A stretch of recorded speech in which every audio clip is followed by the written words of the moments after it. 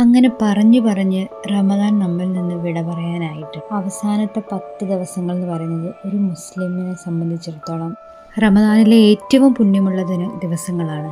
ഇത് റമദാൻ 27, അതായത് 27-ാം രാവ്, വിധി നിർണയത്തിൻ്റെ രാവുകൾ എന്ന് പറയുന്ന ലൈലത്തുൽ ഖദർ സംഭവിക്കാൻ പോകുന്ന 10 ദിവസങ്ങളിലെ ഒരു ദിവസം. നമ്മൾ കൂടുതൽ പ്രാർത്ഥനകളിലും മറ്റ് ദിക്റുകളും ഒക്കെ ചെല്ലുന്നതിലൊക്കെ കൂടുതൽ സമയം കണ്ടെത്തുന്ന ദിവസങ്ങളാണിത്. അങ്ങനെ അത്താഴമൊക്കെ കഴിച്ച് ഞാനും മോള് നിസ്കാരവും കഴിഞ്ഞ് ഇങ്ങനെ ഇരിക്കുകയാണ്. ഇനി ഒരു 2-3 ദിവസം കൂടി കഴിഞ്ഞാൽ ഇതെല്ലാം നമുക്ക് മിസ് ചെയ്യും. ആമി ഇന്ന് എത്രാമത്തെ നോമ്പാ? 8-ാമത്തെ നോമ്പല്ലേ?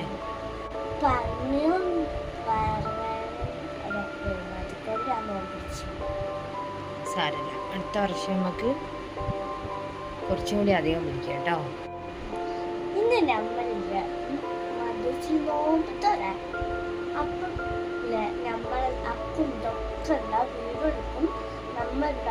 അങ്ങോട്ട് കൊണ്ടുപോകണം, തിരിച്ച് നമുക്ക് ചെയ്യാൻ പറ്റും. നല്ലൊരു ഉറക്കവും കഴിഞ്ഞ് ഭക്ഷണമൊന്നും കഴിക്കാനില്ലാത്തതുകൊണ്ട് വേഗം കുളിച്ച് മാറ്റി സ്കൂളിലേക്ക് പോവുകയാണ് രണ്ടാളും. ഒരു പോയി കഴിഞ്ഞതിന് ശേഷം 10 മണിക്ക് എനിക്കൊരു മീറ്റിംഗ് ഉണ്ടായിരുന്നു, പാരൻസ് മീറ്റിംഗ്. ജനറൽ ബോഡി യോഗം കഴിഞ്ഞതിന് ശേഷം ഓരോ ക്ലാസ്സിൻ്റെയും CPTA ഉണ്ടായിരുന്നു. അപ്പോൾ ഞാൻ ആമിൻ്റെ ക്ലാസ്സിൽ പോയി. ഇതൊക്കെ ആമിൻ്റെ ഫ്രണ്ട്സാണ് കേട്ടോ. ഇതൊക്കെ ആനീൻ്റെ ഫ്രണ്ട്സും ഒക്കെ കഴിഞ്ഞ് വീട്ടിലെത്തി. അപ്പോഴാണ് ഇന്ന് മദ്രസയിലേക്ക് ഒരു സ്നാക്സ് ഉണ്ടാക്കി കൊണ്ട് കൊടുക്കാമെന്നൊക്കെ പറഞ്ഞിരുന്നല്ലോ. അങ്ങനെ കറക്റ്റ് സമയത്ത് എനിക്കൊരു പണിയും കിട്ടി. നമ്മളെ LPG ഗ്യാസ് തീർന്നിരിക്കുന്നു. ഇനി എല്ലാം ഇൻഡക്ഷൻ കുക്കറിൻ്റെ മുകളിൽ ഉണ്ടാക്കണം. പിന്നെ ഇങ്ങനത്തെയൊക്കെ റിസ്ക്കുള്ള പരിപാടികൾ, ഇതുപോലത്തെ ചാലഞ്ചസൊക്കെ എനിക്ക് ഭയങ്കര ഇഷ്ടമാണ് ചെയ്ത് തീർക്കാൻ. തീർത്ത് കഴിയുമ്പോൾ ഭയങ്കര സക്സസ്ഫുള്ളായിട്ട് അത് കംപ്ലീറ്റ് ചെയ്യുമ്പോൾ കിട്ടുന്നൊരു സമാധാനം ഉണ്ടല്ലോ, നല്ല രസമല്ലേ. അങ്ങനെ ഞാനിന്ന് കൽമാസാണ് ഉണ്ടാക്കുന്നത്, ചിക്കൻ കൽമാസ്. നന്നായി കഴുകി വൃത്തിയാക്കിയ ഒരു 300 ഗ്രാം ചിക്കൻ ഉണ്ടാവും. അത് കുക്കറിലേക്ക് ഇട്ടിട്ട് അതിലേക്ക് 1 സ്പൂൺ മുളക് പൊടി, 1/4 ടീസ്പൂൺ മഞ്ഞൾപ്പൊടി, 1 സ്പൂൺ മല്ലിപ്പൊടി, കുറച്ച് ഗരം മസാല, കുറച്ച് കുരുമുളക് പൊടി, ഇഞ്ചി വെളുത്തുള്ളി പേസ്റ്റ്, കുറച്ച് ഉപ്പും കൂടെ ചേർത്തിട്ട് നന്നായിട്ടൊന്ന് കുഴച്ച് ഒരു 1/2 ഗ്ലാസ് വെള്ളം ഒഴിച്ച് ഒരു 1-2 വിസിൽ വരുന്നവരെ ഒന്ന് വേവിക്കാം. ഈ സമയം കൊണ്ട് അതിൻ്റെ മസാലയിലേക്ക് ആവശ്യമായിട്ടുള്ള സവാള മറ്റ് വെജിറ്റബിൾസും കട്ട് ചെയ്തിട്ട് മാറ്റി വെക്കുകയാണ്.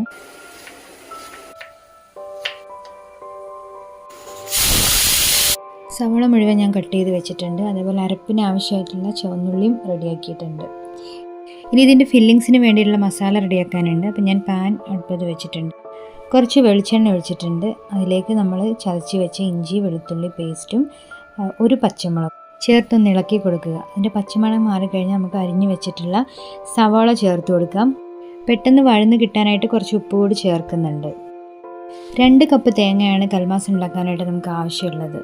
സവാള നന്നായിട്ട് വഴന്ന് വന്നിട്ടുണ്ട്. ഇനി ഇതിലേക്ക് ആവശ്യത്തിനുള്ള പൊടികൾ ചേർത്ത് കൊടുക്കാം.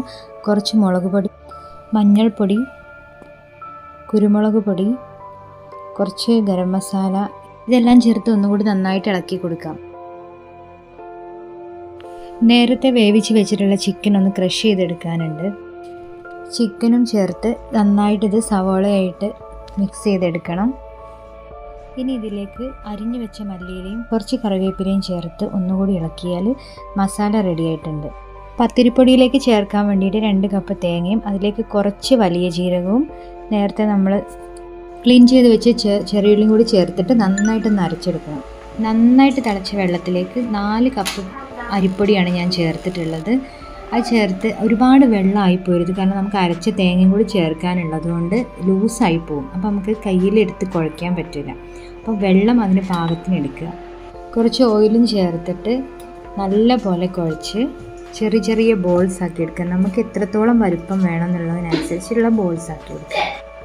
ഇനി അത് ഇതുപോലെ ചെറിയ ഉരുളകളാക്കിയിട്ട് കയ്യിൽ തന്നെ വെച്ചിട്ട് ഒന്ന് പരത്തിയെടുക്കുക.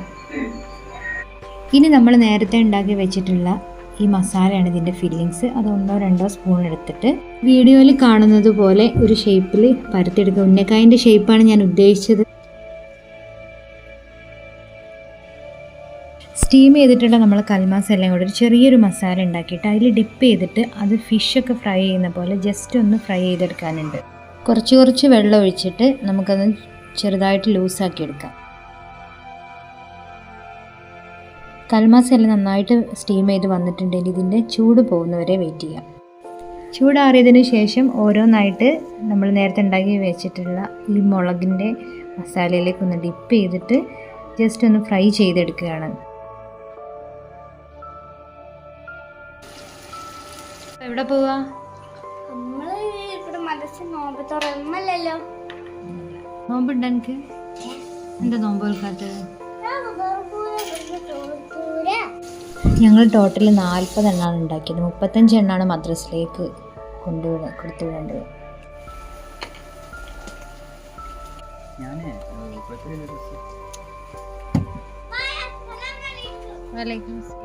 അങ്ങനെ അവർ മദ്രസിലേക്ക് പോയി. ഇനി ഞാൻ ഒറ്റയ്ക്കേ ഉള്ളൂ. നല്ലൊരു ചായ ഉണ്ടാക്കിയിട്ടുണ്ട്. ഇനി ഞാൻ എൻ്റെ ഇഫ്താർ ടേബിൾ ഒന്ന് സെറ്റ് ചെയ്യുകയാണ്. കാര്യമായിട്ടൊന്നുമില്ല, കുറച്ച് ഈത്തപ്പഴമുണ്ട്, 2 തരം ഫ്രൂട്ട്സ് ഉണ്ട്, പിന്നെ നേരത്തെ ഉണ്ടാക്കിയ നമ്മളെ കൽമാസ്. ശരിക്കും ഈ ഒരു ഗ്ലാസ് വെള്ളം കുടിച്ചാൽ തന്നെ വേറെ ഒന്നും വേണ്ടി വരും. അങ്ങനെ എല്ലാം സെറ്റായിട്ടുണ്ട്. ഞാൻ ബാങ്ക് വിളിക്കാൻ വേണ്ടി കാത്തിരിക്കുകയാണ്. സമയമൊക്കെ ഏകദേശം ആയിട്ടുണ്ട്.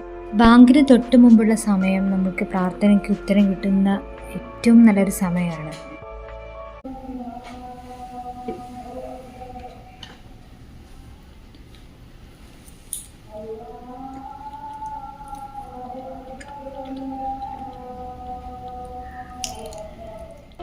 നോമ്പ് തുറക്കലും നിസ്കാരം എല്ലാം കഴിഞ്ഞപ്പോൾ അവർ വന്നിട്ടില്ല. അപ്പം ഞാൻ വേഗം ക്ലീൻ ചെയ്തിടാമെന്ന് വിചാരിച്ചു. നോമ്പ് തുറയൊക്കെ കഴിഞ്ഞിട്ട് നമ്മൾ ആളുകൾ എത്തി തുടങ്ങിയിട്ടുണ്ട്.